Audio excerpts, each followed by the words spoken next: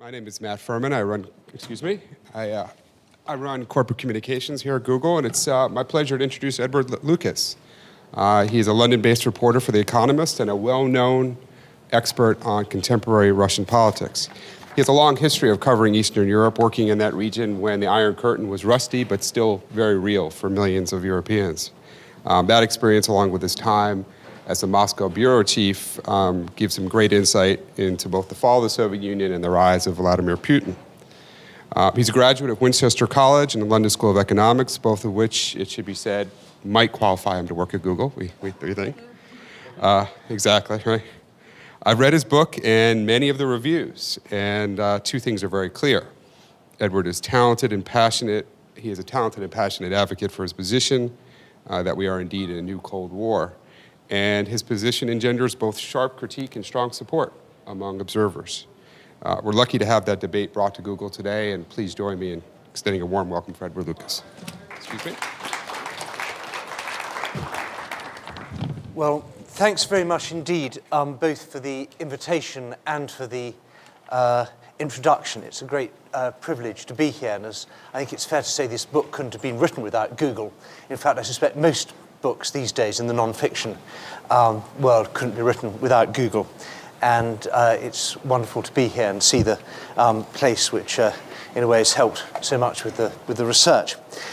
I want to start off by trying to dispel some of the myths about this book. These are myths that tend to be held by people who haven't read it and who just see the title. But first of all, it is not an anti-Russian book, and it's not saying that the 1990s were great and that Russia was on the right track in the 1990s with a sound economy and a great democracy, and then these nasty ex-KGB people came along and ruined it. And it's not a pro-oligarch book. You will not find anything in this book that is nice about Mr. Berezovsky, and you will not find very much that's nice about Mr. Hodorkovsky. I don't say, for example, that Mr. Hodorkovsky is a political prisoner, although I do think the way in which Yukos was dismembered was disgraceful and very bad in many respects. But I'm not out to say that the people who benefited during the 1990s deserve to be left untouched during the years that followed.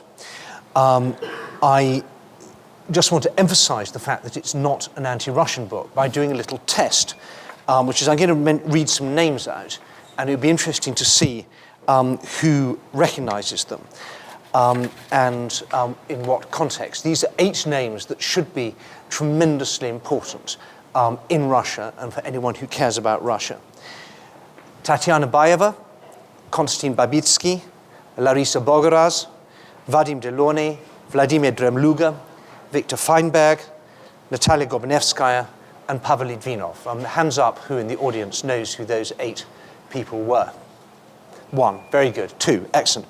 Now, if I was addressing a German audience and I was to say who here has heard of Marlene Dietrich or Willy Brandt or, perhaps more importantly, Dietrich Bonhoeffer or the Stauffenberg conspirators, the last of whom, by the way, died late yesterday, every hand in the audience would go up because it is part of every modern German's historical consciousness that not all Germans were Nazis and there was a tradition of opposition to Hitler.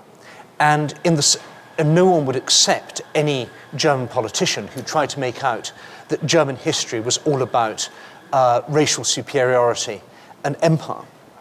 And it's one of the ideas I most want to attack in this book, that Russian history is about authoritarianism and empire. And it's one of the things I most dislike about the ex-KGB people who run the Kremlin at the moment, the way in which they've hijacked Russian history and written out of the script a tradition which starts with the Decembrists, goes on with Alexander Herzen or Gerzen in Russian, through people like Mandelstam and Akhmatova, through up to the present day with Sakharov and Solzhenitsyn, who's still alive.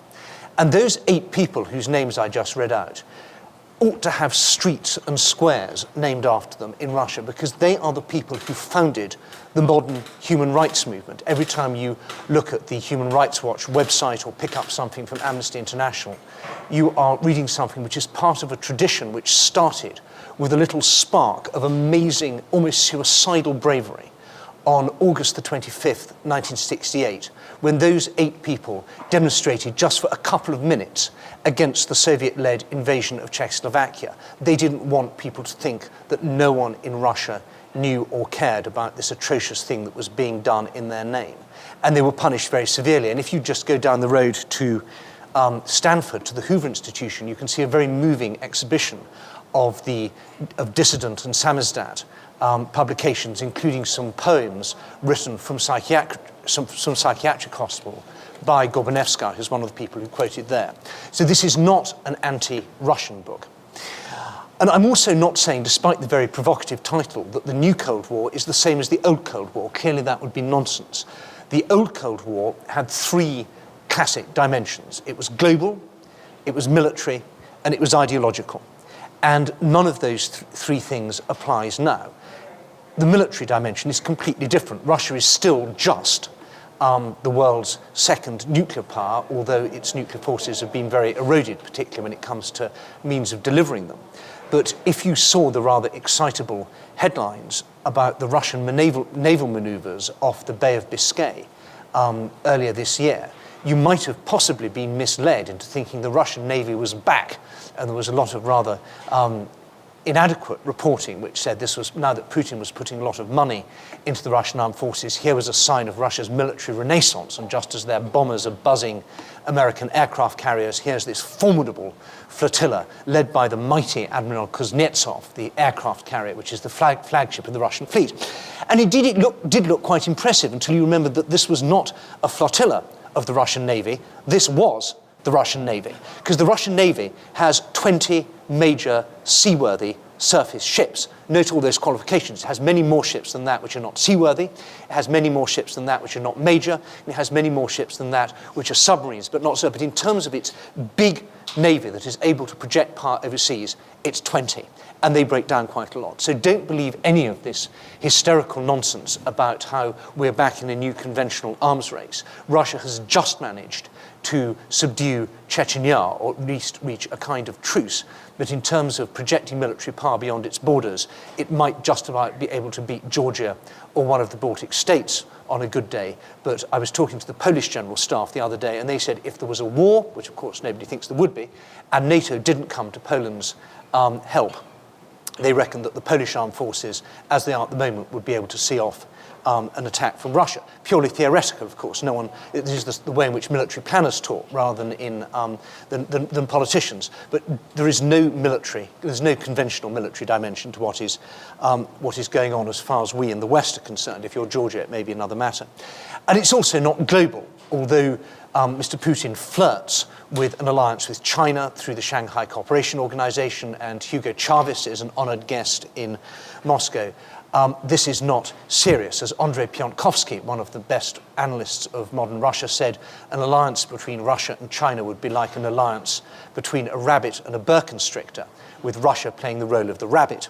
So I don't see an alternative world without the West, with Russia playing a major part in it. In fact, I argue in the book that Russia should be part of what one might call the Greater West. Russia has every reason to be worried about China, and it may have reason to be worried about the Muslim world. But the idea that Russia faces a real threat from a country the size, for example, of Estonia, which in one recent poll Russians identified as their country's major enemy, is preposterous. And thirdly, it's not ideological. We are not back in the days where the world was divided between people who supported or pretended to support the messianic ideology of communism and those who supported welfare capitalism or democracy, whatever you call it. That Russia at least claims to be having the same system as us. It's definitely capitalist or kind of capitalist, and it's that there are elections which at least pretend to have political competition. And insofar as there is a new ideology, and I write about this a lot in the book, of sometimes called managed democracy, sometimes called sovereign democracy, it doesn't have the same kind of pretensions as communism does. And of course, most importantly of all, in a way, Russia's not isolated the way the Soviet Union was. It's completely possible for Russians, all but a tiny handful of Russians, I think just 1 or 2, are not able to travel abroad as they want. And almost all Westerners, unless you're perhaps journalist with long experience in Russia who the authorities don't like, of which there is a list of perhaps 15 or 20, almost anybody can travel, or if you're an investor perhaps who's quarreled with the Kremlin like Bill Browder, but almost anybody can travel to Russia. And Russia's integrated it's a member of the G8, it's a member of the Council of Europe, although I think it shouldn't be. It's a member of all sorts of international organizations in a way that would have been quite unthinkable during the days of the Cold War. So you may say, well, what am I complaining about? Because you take all that and you add to it the fact that the Russian economy is growing very fast. It's a $1.2 trillion economy at exchange rate conversions, a bit more if you count purchasing power parity. And 80% of Russians love Putin, and almost 80% love his successor. And so really, why am I complaining? And I think that the first thing is that I am deeply skeptical of what's happened since 2000. And the two main words I would use have a slightly kind of jargony feel to them, but I think they're very important, which are constraint and redress.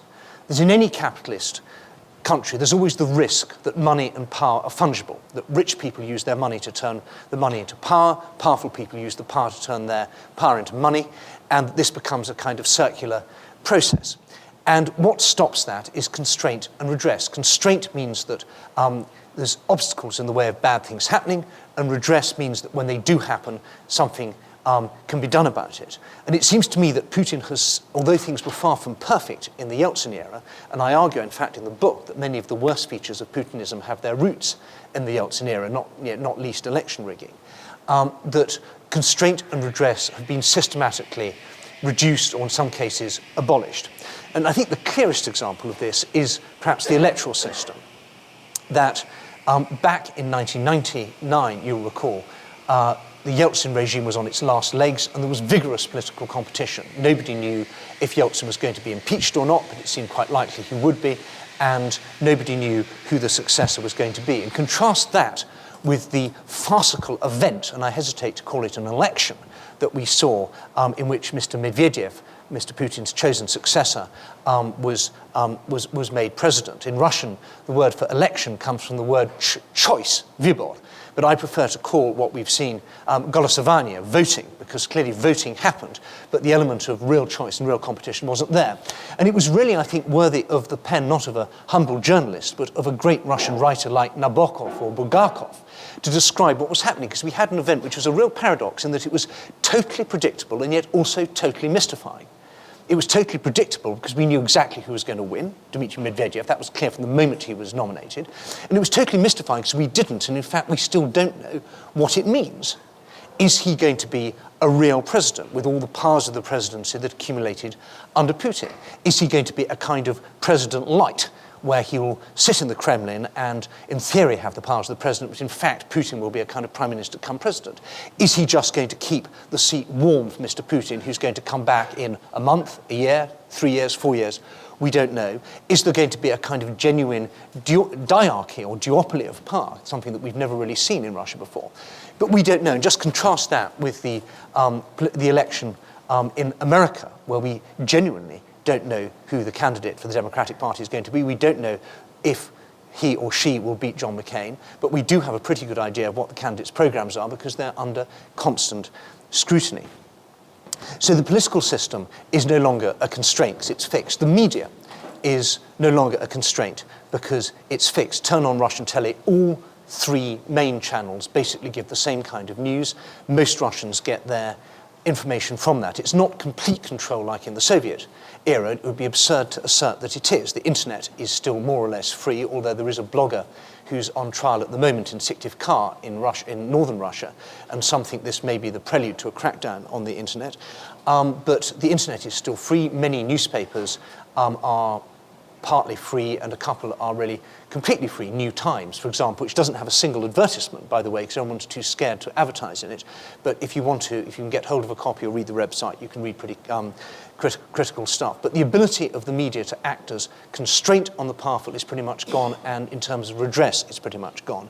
There can be a nasty article about a corrupt official or piece of maladministration, and nothing very much happens. The legal system, again, highly imperfect under Yeltsin, but now a directly integrated into the Kremlin. The days back of the telephone call to the judge and the sentence coming out like that as the executive power wants, the prosecutor's office.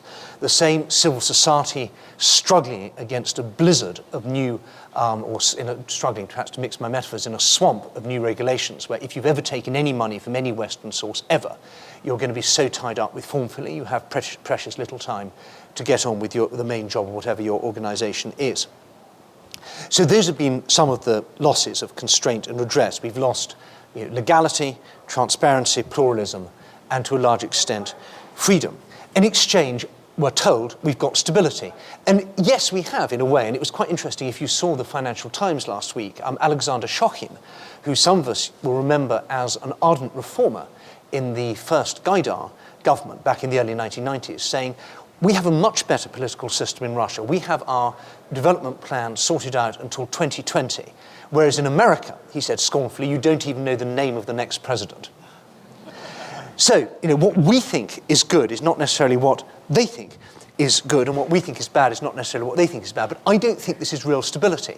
And there's an extraordinary dogfight going on inside the Kremlin right now as people try and work out who's going to be in charge of what in the months and years ahead. And we see these alarming little bursts of compromat, of compromising material coming out. I think it's no coincidence that after Mr. Putin made his decision not to stand for a third term, which was the right thing to do and involved facing down some of the nastiest people in the Kremlin who would have liked him just to tear up the constitution and allow what I call the stealing machine. Because I think you can basically say the Kremlin is a machine which allows the powerful people in Russia to steal from Siberia and put the money in the West, but to allow the stealing machine to continue unchecked. When Putin faced them down and said, no, there is going to be an election, it's not going to be me, we started seeing all this compromat leaking out. Who owns Gunvor, for example, this mysterious oil trading firm which has the remarkable ability to get oil cheap from Russia and sell it at world prices, to the extent that he now has, I believe, a third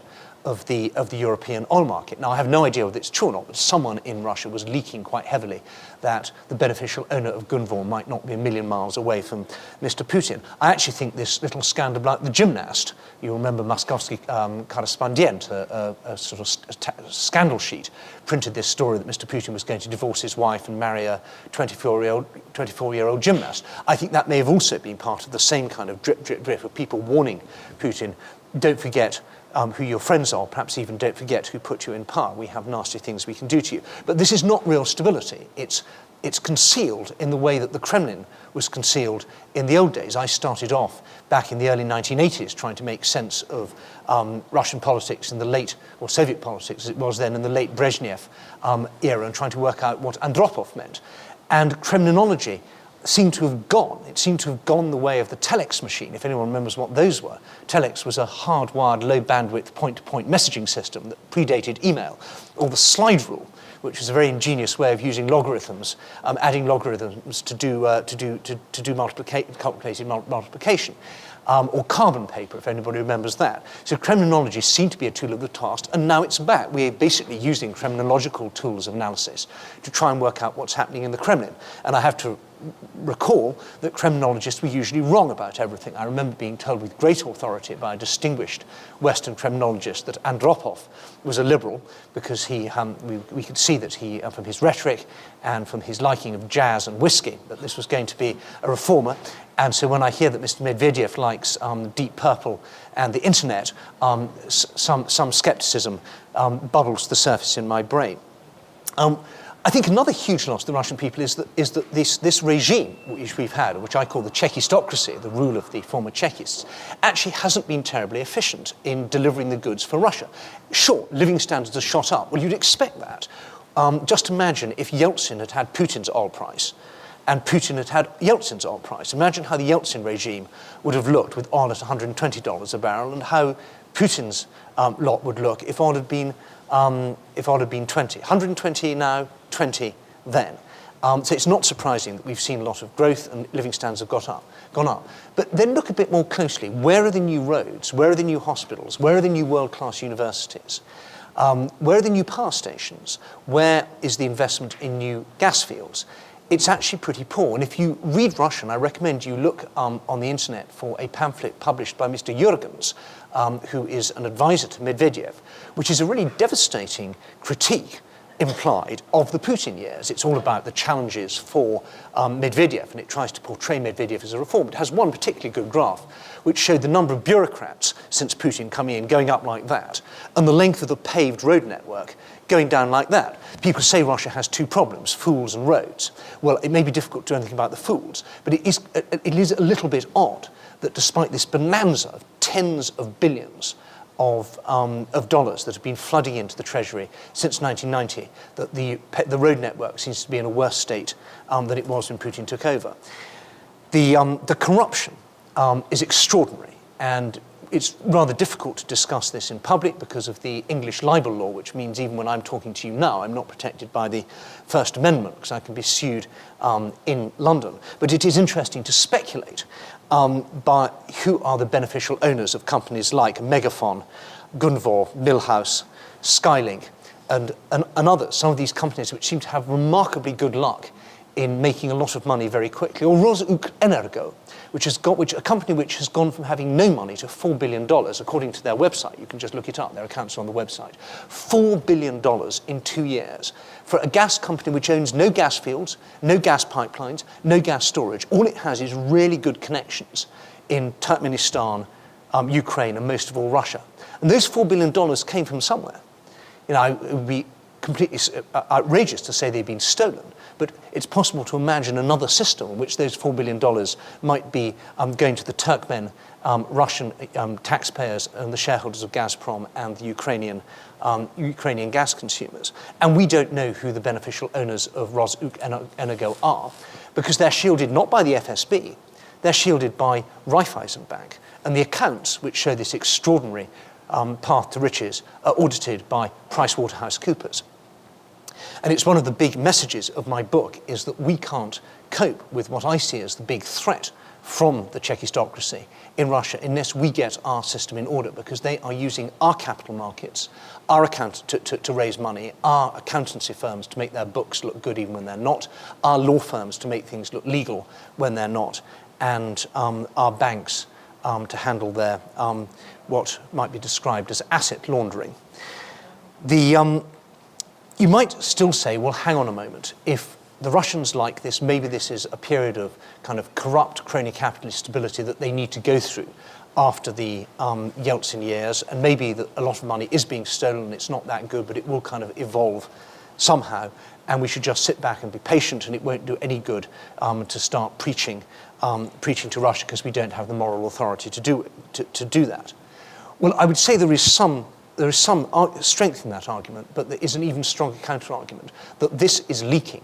It's leaking to Eastern Europe, and it's leaking to Western Europe, because what we didn't quite realize in the 1990s, when the new democracies of Eastern Europe first got going and got on the way to joining the EU and NATO and their Euro-Atlantic integration, was that they would soon be facing a regime with tens of billions of dollars that wants to get back what it feels it lost in the early 1990s.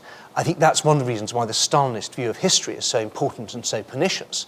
And it troubles me so much to see that the new history textbooks and something I go into in some detail in the book, implying that the Cold War was an amoral rivalry between two geopolitical blocs in which the Soviet Union made some gains, which was good, and was then forced into making some losses, which was bad. That's very threatening for the countries of Eastern Europe. And even more threatening is the tide of money that is washing through. We see that the Kremlin is able to buy politicians, it's able to buy political parties, it's able to buy institutions, and in some cases it's even able to buy whole countries. And we don't have an answer to that. We don't operate on the basis of suitcases full of $100 bills, or indeed of very lucrative directorships of phony parastatal entities masquerading as companies. And it's not just the Eastern Europe. If I was to stand here 6 or 7 years ago and say that a serving Chancellor of Germany, someone who stood in the footsteps of Willy Brandt and Konrad Adenauer and Helmut Schmidt and Helmut Kohl and other political giants like that, in his final weeks in office, would sign off on an energy project which is so threatening to Poland's energy security that the Polish defense minister of the time, rightly or wrongly, described it as the energy version of the Molotov-Ribbentrop Pact. And then having signed off on this energy project, then only a few months after leaving office would take on a lucrative role as chairman of the consortium building that project, you would have thought I was nuts. And you'd have said Western politicians don't do things like that. And that may happen in some kind of rinky-tink little poor country somewhere, but not in an OECD country, not in an EU country, because it would be too scandalous. The conflict of interest is too blatant. Well, I'm sorry, that's pretty much what Gerhard Schröder did. Now, it's difficult to discuss in public because he's very litigious, and he's sued and he's won with people who draw implications and inferences from his behavior. So I won't say any more about that now. But anyone who thinks that that Russian money has an effect only in the ex-communist countries is wrong. What we see is just the tip of the iceberg, and it's actually pretty bad in America. You only have to walk up and down K Street and have a few coffees in Washington, or have a few coffees with the people who work there, and you can smell the Russian money there too. So that's a problem. The sharpest issue is about energy and energy security. And although I'm extremely critical about the Kremlin in many ways for incompetence, one game they play very well is what I call energy chess. And it's been really striking to me how the EU has been pushed around by the Kremlin on the energy front. Now, it should be the other way around, because if you think the European Union is more than 3 times bigger in population terms and perhaps 10 times bigger in economic terms. And so you think the EU might be a rather intimidating neighbour for Russia. You might imagine that the Russians would be coming to the EU saying, look, you are by far our biggest and most important customer. How can we please you? Would you like the gas with, extra, would you like your decaffeinated or caffeinated day? Is there anything we can do to make because we really want to keep you as a customer? Not a bit of it. Instead, we see the EU completely divided on the issue of gas. All the most important EU countries have done their own bilateral deals with Russia on gas, which has affected the EU's collective position, not only when it comes to energy security, but actually on other things, and I'll get onto that in a moment. But in this game of energy chess, the EU's one halfway sensible idea, or halfway viable idea, is Nabucco, which is to connect Central Europe to the Caspian via Turkey. And the gas already reaches Erzurum, because we built a gas pipeline along with the Baku-Ceyhan pipeline. So the gas is there. So basically you have to persuade Turkey, Bulgaria, Romania, Hungary, and Austria to play along. Well, it ain't happening. The Turks aren't playing along. They've got very good relations with the Russians because of Blue Stream. The Bulgarians have signed up for South Stream and no longer think Nabucco is a serious project. The Austrians and the Hungarians are both now in bed with Gazprom and on its South Stream pipeline. So it really doesn't look as though Nabucco is going to happen. And that was our one chance to have just one pipe. It would only take 5% of Europe's gas, just to have a little bit of leverage with Russia on that. The Organisation of Gas Exporting Countries is going to have its meeting in Russia next month, and I think that will mark another point where we'll see how well Russia has done its deals with other gas suppliers to Europe in a way that is going to make it even harder for Europe to diversify. I think the sharpest pressure, though, is in the ex-communist countries. We're seeing it very much in Georgia right now. We saw it in Estonia last year during the Bronze Soldier episode. But it's extraordinary to me how NATO has become so discredited thanks to Russian pressure on or collusion with Germany, that the East European countries no longer really think that the EU or NATO can defend them. And this is the great hope of the ex-communist countries, that they would be in these big Western alliances, and that would guarantee both their economic and their military security against perhaps a resurgent Russia with this kind of neo-Soviet approach to geopolitics. Well, it ain't happening. And if push comes to shove, in any plausible scenario in which the East European countries might want an Article 5 support from NATO, they now think that Germany will veto it. they saw what happened at Bucharest, at the NATO summit in Bucharest. They saw how, admittedly, America prepared the ground very badly. I'm extremely critical of the way the Bush administration handled it. So it's not so much the decision, but the tone of the debate on that late Wednesday night, early Thursday morning, was terrifying for the East Europeans, because they saw very bluntly that Germany prizes its relations with Russia ahead of their security. No two ways about it. And this left them feeling shaken and wondering what happens. Lithuania, under an oil blockade from Russia for more than 18 months now, and having been told very bluntly, sorry guys, you sold your refinery to the wrong country, or the wrong company, they sold it to the Poles. And the Druzhba pipeline, which is the main oil pipeline to Latvia and to Lithuania, has been turned off pending repairs. And the Poles and the Lithuanians said, we'll pay for the repairs.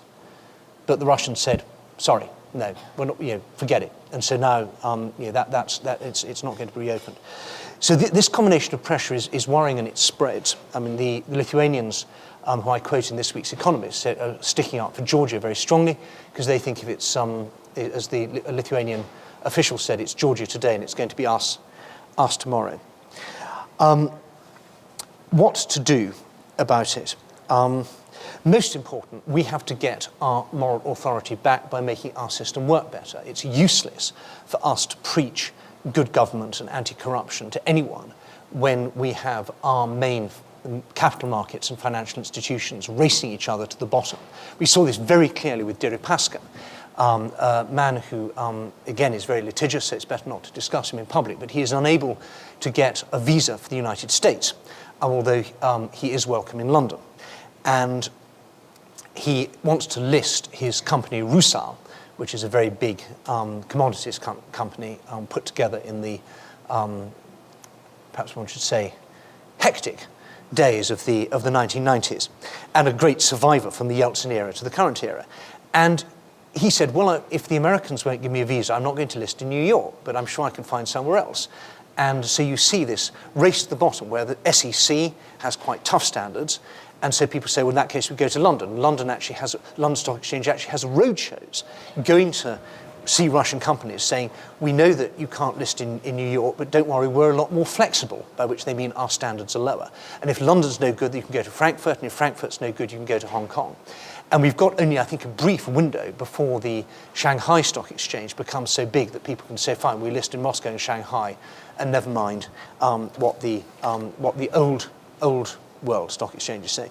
I think we have to suspend Russia at once from the Council of Europe, which is supposedly the main democracy promotion body in the continent. It seems to be absolutely scandalous that you have a place where you have the revival of psychiatric incarceration of dissidents, one of the most disgusting features of the Soviet system. I think one of the first things I ever did as a teenager was go to a demonstration for Vladimir Bukovsky, who was a famous Soviet dissident, now living in the West, who was incarcerated. But by the 70s and 80s were dotted with protests for these people who had been sent to psychiatric hospital on the grounds, if you hated the system, you must be crazy. Well, it's happening again.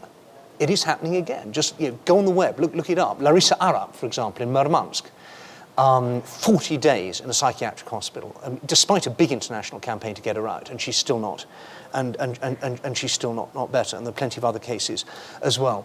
Plus the rigged elections, the venomous anti-Western propaganda, the rigged elections, the flagrant disregard for the rule of law. So I think the Council of Europe need to make a symbolic shift there. Oddly, I actually think we should be a lot more accommodating to Russia on nuclear weapons, as I think that although we cannot deal with Russia, if you like, as family, while it's under this Chekist regime which has pulled it out of the Euro-Atlantic mainstream, we urgently need to talk much more seriously about nukes. And I think it's been one of the great failures of this administration that they tore up the ABM treaty and didn't start talks about START 3. And it is just not true that in the arena of strategic nukes that dominance equals stability. If Russia feels its nukes are sufficiently outnumbered and with no submarine-based or very little capacity to deliver by submarine and with very antique bombers, this strategic tripod is looking very, very, very wobbly. There is a danger that Russia will feel it has to go to launch on warning. And please tell me, anyone in the Bush administration, how the United States is safer with its 7-to-1 superiority in nuclear weapons if Russia's gone to launch on warning. Doesn't make sense. Equally on space. So I think on the sort of on where Russia is still a great power, we should certainly engage much more practically on those things on global warming. But we also need to make some symbolic distance on democracy issues. The EU has got to try and get its act together, very difficult when the biggest EU countries are all in bed with Russia, and I don't know how this is going to happen, but that's why I wrote the book, because I was hoping to try and alarm European opinion bit, and I'm glad it's been translated into most of the main European languages. So I think I will stop there and take some questions, both from the people here and from the other bits of the Google empire who I can see on the screen. So go ahead. Yes, go ahead. Hey. Hello. My name is Paul, and I work for Google Enterprise Recruiting. And my question is, so why do you think Putin is so overwhelmingly popular in Russia, despite your incisive critique? So the question is, why is Putin so overwhelmingly popular in Russia? I think there's several layers to that. One is, if you ask, and if I was Russian and you asked me, do you live better now under Putin than you did then under Yeltsin? I would say absolutely without a doubt yes. And the 1990s was in a period of appalling economic dislocation and national humiliation.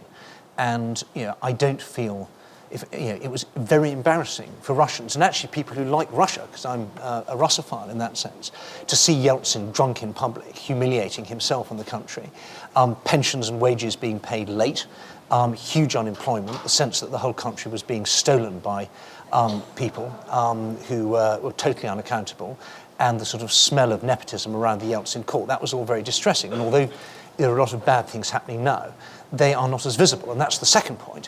Why are they not so visible? If Putin had to put up with Yeltsin's media, I think things would be very different. It was very significant. I thought one of the first things Putin did was take Kukli off air. Kukli was this wonderful puppet show, which was absolutely merciless. It attacked everybody, from Yeltsin downwards. There was nobody who was safe from it. And it was the most compellingly amusing and insightful political program on Russian television.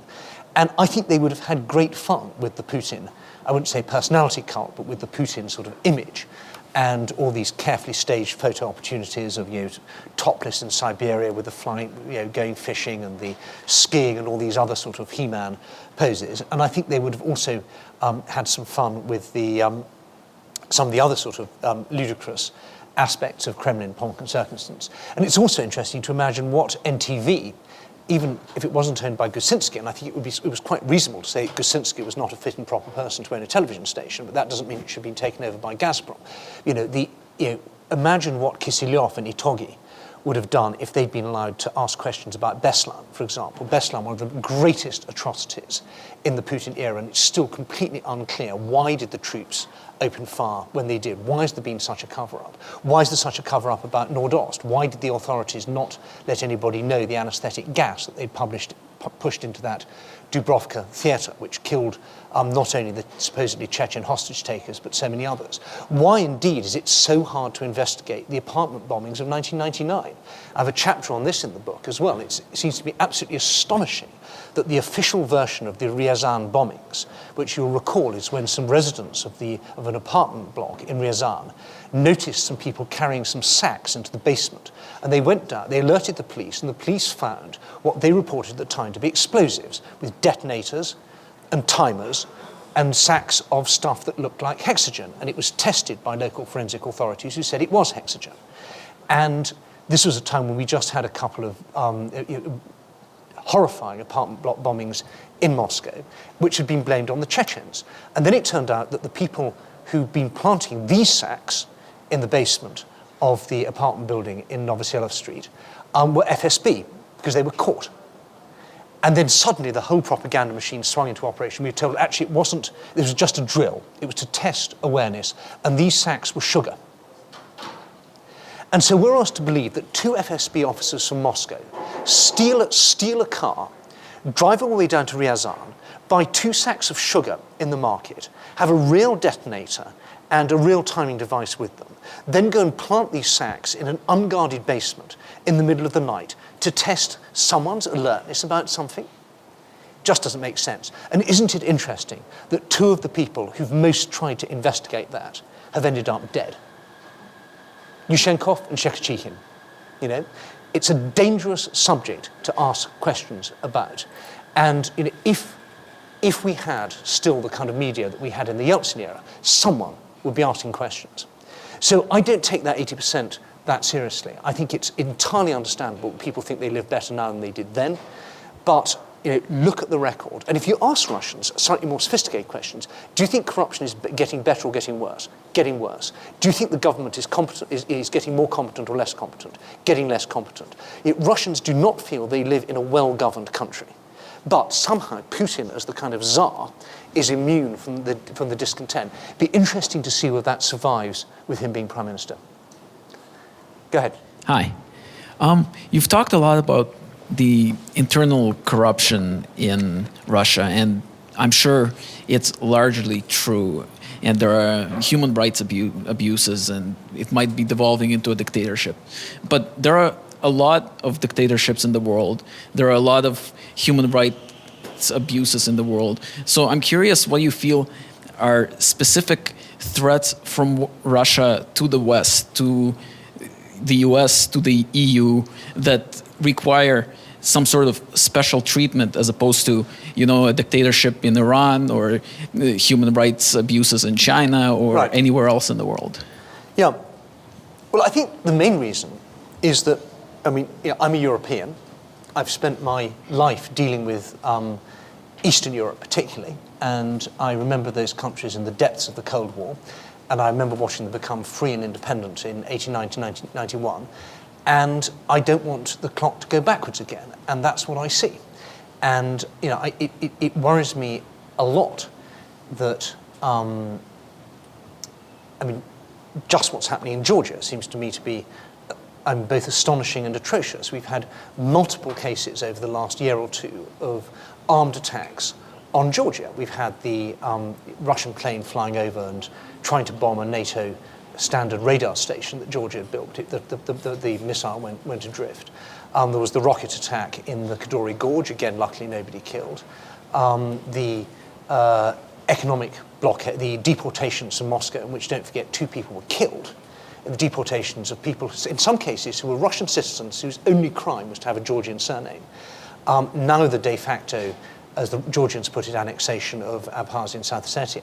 Now, I'm not saying the Georgians are right about everything, but it seems to me that in a rational world, it would be in Russia's interests to make the Georgians like Russia. You know, if Russia was a really attractive neighbor, then you wouldn't get all the countries round about it scrambling to join NATO. And it was one of the most puzzling things to me in Eastern Europe in the early 1990s, was watching the enormous moral capital which Gorbachev and then Yeltsin had accumulated in these, what you might call former captive nations, these countries that had been part of the Soviet Empire. And to some extent, we're very grateful to Gorbachev and to Yeltsin for freeing them. And then seeing all that being squandered by people like Primakov and these other sort of proto-Siloviki. Yeah, I think was a terrible. I mean, it's the opposite of soft power in a way. I mean, you know, making your neighbours hate you is an odd kind of foreign policy. But as I say, I mean, I think, you know, what's happened in Montenegro I find very worrying. Effectively, Montenegro has been bought by Russian money. The way in which pro-Russian politicians, some with extremely dubious backgrounds in Lithuania, are now doing very well are likely to do very well in the elections. The way in which politics in Latvia depends on business and business depends on Russia, and when the former Russian ambassador to Latvia left, he said as a sort of parting shot, "I'm delighted that during my time as ambassador, Latvia has become our strategic partner." You know, I don't think anyone asked the Latvians whether they wanted to become a strategic partner. Don't forget, in Latvia, that an anti-Putin program was pulled from Latvian television on Russian request by the government, which has caused them to, Freedom House has just marked them down 2 points in the World Press Freedom thing. So there's all sorts of signs of how Russia is pushing back in these countries, and the West doesn't really have an answer. So I think, I mind about what's happening, partly just because I care about Russia. I think Russia deserves better than what it's got at the moment.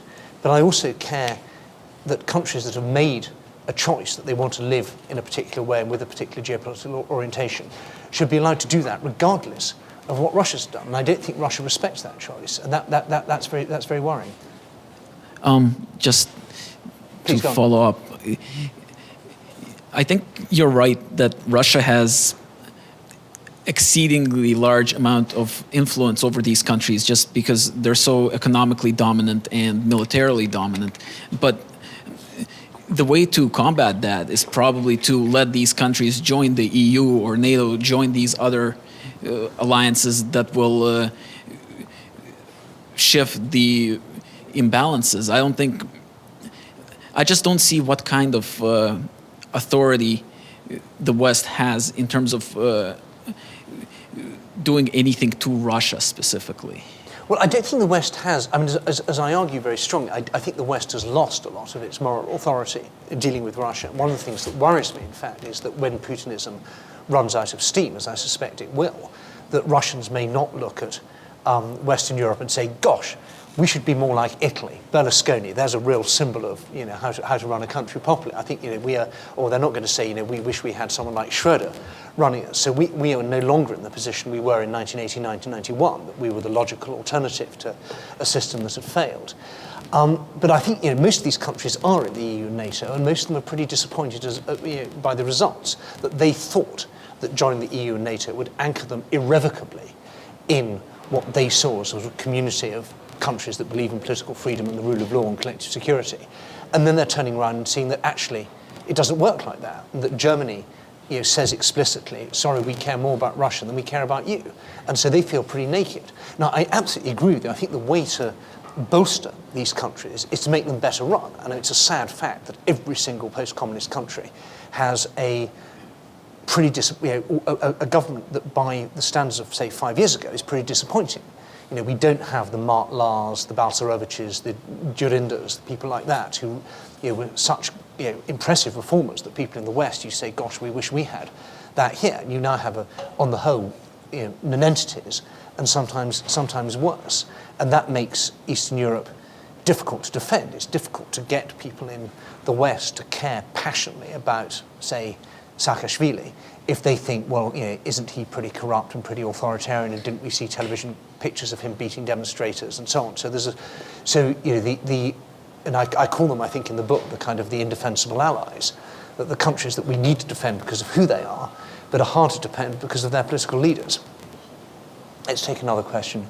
I was going to ask about the Bush administration and how they've dealt with Putin over the... So you say the Bush or the Putin? The Bush administration in the U.S. and how they've dealt with Putin over the last 7 years. And whether they sort of have consciously or unconsciously sort of made a decision to let him continue to consolidate power.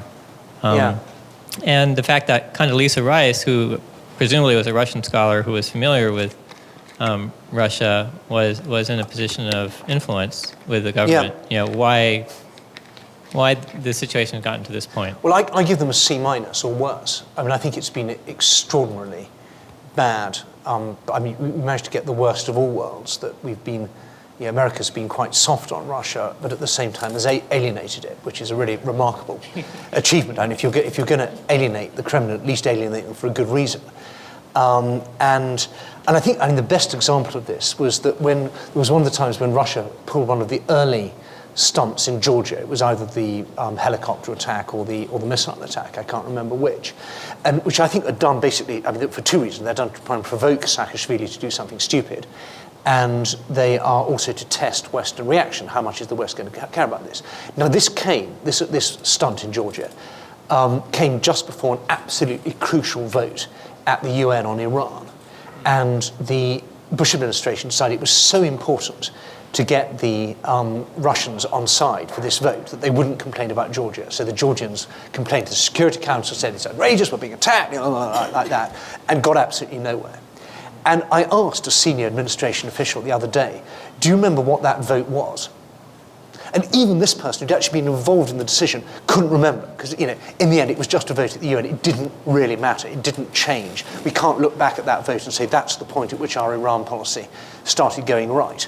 And yet we actually traded off something quite important, which is that a country which is, even leaving aside anything to do with democracy, human rights, and the fact that 80% of Georgians want to join NATO, just from the purest geopolitical viewpoint, is important as the part of the energy corridor, which is our one chance of getting oil and gas from the Caspian and Central Asia on pipelines not controlled by Russia. So even from the sort of crudest point of view, Georgia is pretty important. And, we sent a signal that we didn't care. And the next attack was bigger, and what we're seeing now is even more dramatic. So I think we've seen these kind of phony trade-offs, which are, where we end up with nothing very durable. And sacrifice things that are at least symbolically quite important. And just as a contrast, I think where the EU did get something right, which was really commendable, was on when Estonia joined the Schengen visa-free space. And they did a very clever thing, which is to put the leaders of Nashi on the Schengen blacklist. Because when you join Schengen, and most countries have a blacklist, which is people who are wanted for crimes and so on. Now, the Nashi leaders, you'll recall, had attacked the Estonian, or Nashi had attacked the Estonian embassy, had tried to turn over the Swedish ambassador's car, and had done various other things. So they put them on the blacklist. And the Nashi leaders, Russia was absolutely furious. They said, hang on, how is this? So these important Russian political figures can no longer go to Germany because Estonia says they can't? Come off it. And luckily, the German Interior Ministry stuck up and said, sorry, Schengen's Schengen. If you've got a problem, take it up with the Estonians. And that was a good example of how European soft power can actually work when European countries stick together.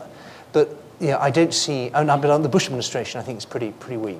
Let's take another couple of questions. Yeah. So this is purely theoretical, but what happens if oil's $20 a barrel again, and Putin suddenly finds himself without power, in the terms of funds from right. oil? Well, I think the thing is the result of oil and I think the key number is 26, actually, because Russian oil fields start making money once it's over 26, and below 26, I think I'm right in saying that's the average cost of production. But it's not going to happen. Even if oil drops, the reserves are huge. Now, you can imagine, if you're being very conspiratorial, you can imagine a situation where oil drops, Russia then calls on its stabilization fund and discovers all the money's gone. And this has happened before. Central bank reserves have been looted in living memory, and one would be, and it's not independently audited, and it may be that not quite all the money is there, and it may be that it turns out that the ballooning corporate debt, and it's interesting that Russian companies, I think, have got 100 billion in corporate debt, short-term corporate debt to roll over this year, and I would hesitate to say every penny of that has been wisely invested, wisely spent. It could possibly be that some of it's just leaked, and they're just hoping they'll be able to borrow more when the time comes.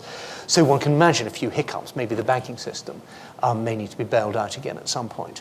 But I think basically this cushion of, perhaps 200, perhaps 400 billion insulates them from economic shocks in the foreseeable future. I think it's actually very bad for the Russian economy because it keeps the exchange rate too high, crowds things out, handicaps the growth of manufacturing and so on. Yes, another question, gentleman there. Could you talk a bit more about what are you actually suggesting to do in this situation? What kind of measures, political or military, are you advocating for? Well, I'm certainly not suggesting a military response in the sense of we should spend more on defence, but not because we're worried about Russia. I think, as I said before, we've got to clean our act up. That's the single most important thing. We've got to make our system work better, and that's actually why I wrote in this week's Economist. I welcome this new Russian institute for, I think it's called the Institute for Democracy and Cooperation, which is paid for by the Kremlin or through indirectly by the Kremlin to take pot shots at the West and accuse the West of being hypocritical. And that's good, because if the criticism is either wrong, in which case we can refute it, or it's right, in which case it points what we can clean up. We need to clean up everything from our capital markets to the... And I think even today, if I turned up in the City of London with a bunch of stolen Fabergé eggs and some Kandinsky canvases that I'd swiped from a museum in Moscow and said, look, I've got this stuff, the legal ownership is a little bit dubious, I'm being sued in various places around the world, but I need a bank to help me sell it, I need a lawyer to make it look legal, a PR firm to make it look good. I think even today, people might call security. If you turn up with a stolen oil company, they are wanting an IPO, they are queuing to help. And this was even when Ilarionov, I think, had only just stepped down as advisor, said it was a crime against the Russian people. It was certainly a crime against Western shareholders of UCOS, who had $17 billion in Western shareholders' money, just gone pop with the confiscation of UCOS, shareholder value which had actually been created under the Hodorkovsky era. And yet, not a squeak. No one saw anything wrong in doing that. And, so long as we believe that only money matters, we're defenseless when people attack us using money. And I think everything else is subsidiary to that. Yes, I want more collective security. I want to stick up for the East Europeans. I want to stick up for the Georgians. I want to, do some things that would annoy the Kremlin, like chucking them out of the Council of Europe. I'd rejig the G8 so we no longer pretend it's a democracy's club. But all those are secondary. In the end, we have to get, without some moral authority, we have no chance of either beating them or even persuading Russians that our system's better. Could you just clarify then? I mean, so what is the connection between the money and the Cold War? I mean, well, because the new Cold War is largely about money, and it's about gas and money. But we're seeing these, I don't like calling them companies, parastatal commercial entities, the gas and oil division of Kremlin Inc., using Western capital markets to suck in money, which then finances things we don't like. And I think capital markets are the best example of the abuse of, or the weakness in our system, that we should be, the banking system, and not just capital markets, the financial system generally. I mean, it seems to me it's an absolute scandal that a company like Rosogenergo, which is, whose behaviour is pretty questionable, and follows on from Uraltransgas and Itera, which we know how they ended up, is allowed to sit in the Western financial system as if it was a completely normal company. So I just want to finish with a little kind of thought experiment, unless there's a burning question. Because I think we've just got a couple of minutes to go. Which is to try and explain why I feel sort of mind about this so much. Just imagine that the Third Reich hadn't collapsed in 1945, but had staggered on for another 40 years, and that Hitler had died around the time that Stalin had, and that we then had a kind of German Khrushchev who told the truth about the Holocaust, but the Nazi party remained in power, and that we then had a long period of stagnation under a kind of German Brezhnev, and that finally in the 1980s, a reformed Nazi called him Mikhail Gorbach had come to power and said, guys, this system stinks, it doesn't work economically, it doesn't work politically, we've got to reform it, and tried to reform it, but it didn't really work. Maybe it was too late, maybe it was just essentially unreformable. And the Third Reich collapses in 1991. The Nazi party remains as a kind of vestigial opposition party, but nobody takes it very seriously. Lots of ex-Nazis are in power, but they're in prominent positions, but say they don't believe in Nazism anymore. And captive nations of the Third Reich, like the Netherlands and Denmark, come back onto the map of the world from which they'd been obliterated in 1940. And then imagine we have 10 years of a German federation, a sort of shrunken version of the Third Reich, plagued by economic policy problems, very politically unstable, corrupt, all the sort of problems that we saw in the Russian Federation. And then imagine that a former SS colonel called Waldemar Pushnik becomes first prime minister and then president. And we might kind of justify that and say, oh, well, he was in the foreign intelligence service of the SS, and that wasn't anything like as bad as the domestic one. And we might say it's a long time since the Holocaust. So you can't hold Pushnik's generation responsible for the things that happened in the 30s and 40s. And we might be kind of right to do that. And people might say, let's be non-judgmental, it mustn't be too judgmental about it. And we would hope that he was bringing stability to the German Federation, even if he closed down the independent media and had rigged elections, we still might say it was okay. But then imagine that we had Colonel Pushnik saying the collapse of the Third Reich had been the geopolitical catastrophe of the last century. And imagine that he started saying that the Anschluss had been legal and the Munich Agreement had been legal. Because that's pretty much how it looks to the Balts and the Poles when they hear Putin saying that the collapse of the Soviet Union was the geopolitical catastrophe of the last century and saying the Molotov-Ribbentrop Pact was legal. And then imagine that you read in a German government newspaper that there'd been no gas chambers at Auschwitz and the Jews were exaggerating the whole thing. Because that's how the Poles feel when they read in Rosyjska Gazeta on the 18th of September last year that the Katyn massacre had been done by the Nazis and not by the NKVD, against every shred of forensic and archival evidence. The classic Stalinist combination, first the crime and then the lie. A system which incidentally killed far more Russians than it killed anyone else. I mean, the system you'd think the Russians would hate more than anyone else. And not just once then in Rosyjska Gazeta, but on 4 subsequent occasions in mainstream Russian media. In Komsomolskaya Pravda, Nezavismaya Gazeta, on Interfax, and on TV Center, the same thing. So this neo-Soviet revanche, we should be pretty cautious about just saying, oh well, it's just history. Who worries about it? Actually, it's morally outrageous and quite sinister. And I think that what you have under Putin is a kind of cocktail of the red, the brown, and the white. Red for Soviet nostalgia, white for kind of Tsarist nostalgia, that old Uvarov mixture of orthodoxy, nationalism, and orthodoxy, and brown, which is what we sort of authoritarian populism we saw with Nashi, and small f fascism, if you like. And we tend to be pretty complacent in the West, and we assume that that's going to go orange eventually. The future's orange. It's going to end up democratic. It's just a matter of time. Well, I'm not sure about that. I think it could just as well end up black, at least for a time. And what worries me is that when this thing hits the buffers, which I think it will, partly because of corruption, partly because it's inherently unstable, that we aren't in a position to offer any kind of alternative. Right, I'll stop there. Unless there's a final question. We've hit the hour, haven't we? Yeah. Thank you very much.